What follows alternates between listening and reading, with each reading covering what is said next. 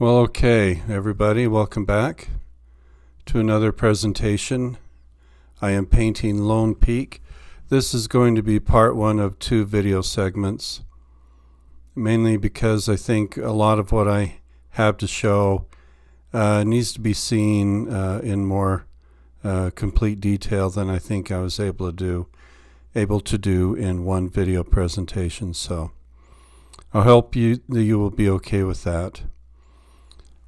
Of course, I'm putting in the sky first with blue and gray paint, and the idea is to really paint the spirit of the sky as you see it here.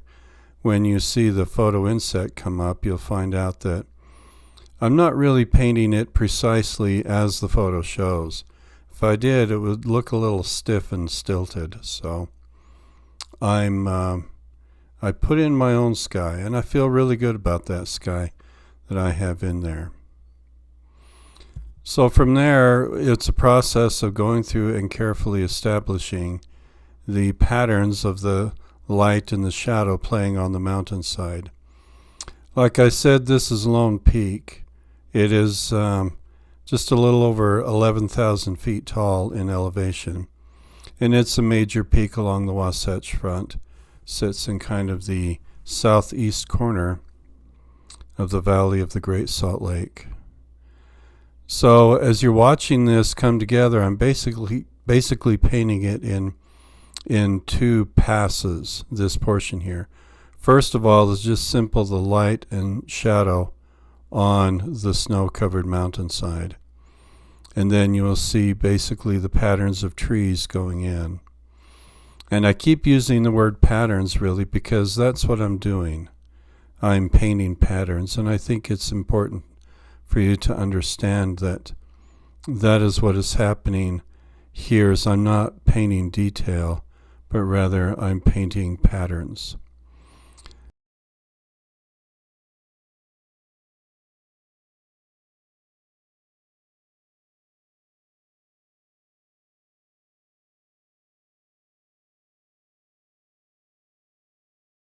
It was a pretty careful and detailed process that I went through in laying down the initial pencil line work that you can see that I'm now covering with the watercolor paint.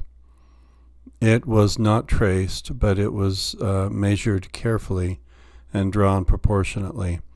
I try to spot key coordinate points where I put a spot. And for example, obviously, Lone Peak itself, I established that location mathematically within the picture plane, and then I started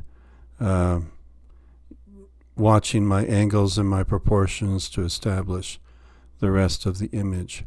So here we are seeing the patterns of the trees being painted on the mountainside, and of course it helps to give it a more complete picture. With time and experience, the artist can work through the degree to which they mix their paint to get, I don't know if I'm wording that very well, to get the various lights and darks or the value patterns that they need to get. It's a matter of just watching the consistency of the paint that you mix. There is a idea about mixing watercolor paint called tea, coffee, milk, and butter. And it's basically describing the various viscosities or thicknesses, intensities of color and value that the artist can mix watercolor paint at. Butter being pretty much straight out of the tube, milk being pretty thick paint but still some water in it, coffee thinner still, and tea thinnest yet. So you can think of the color that I laid down for the sky. Well, the blue, that was pretty much coffee consistency, as opposed to the gray of the shadowed side of the clouds. That would be like a tea-like consistency or thickness of the medium that I laid down. And then I went from a kind of a tea-like consistency in the shadows that I first laid down to more of a coffee-like consistency in the patterns of the trees that you see going in. Hope that makes sense as I'm trying to just describe it to you with words.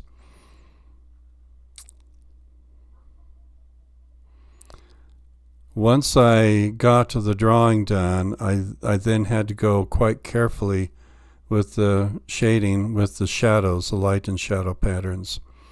The trees are going in a little faster, a little more easily, in part because I've had experience with this and where things lie, and I'm able to study my photo resource more easily and drop in the colors and the patterns where they need to be.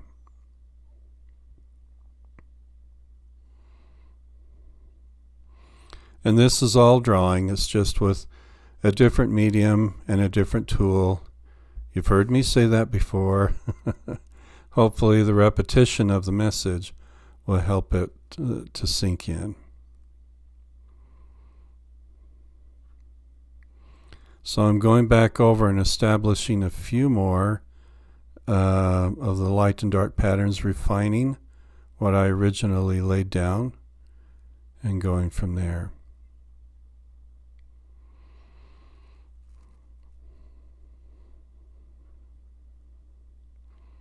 This really is the bulk of the painting, the heart and soul of the painting, the getting of that mountain just as correct visually as I could. Everything else is kind of icing on the cake, if you will. I'm starting to lay in the middle distant ground patterns of color and shade. I'm starting to introduce a bit more green, and you'll see even more green go in a minute here as I try to get that laid in.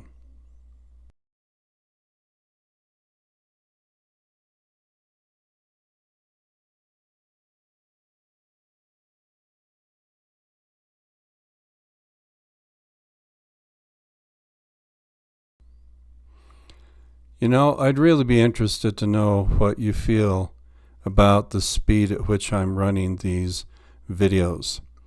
Am I working them too fast, or am I not painting fast enough?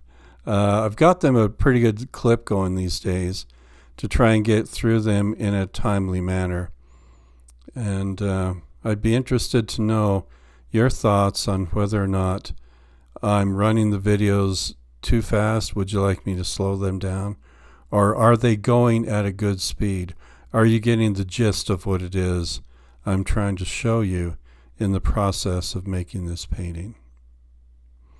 So the colors in the foreground, the middle distant ground coming into the foreground, are becoming more intense. They're also becoming more warm color temperature wise, so that they feel like they're coming into that foreground.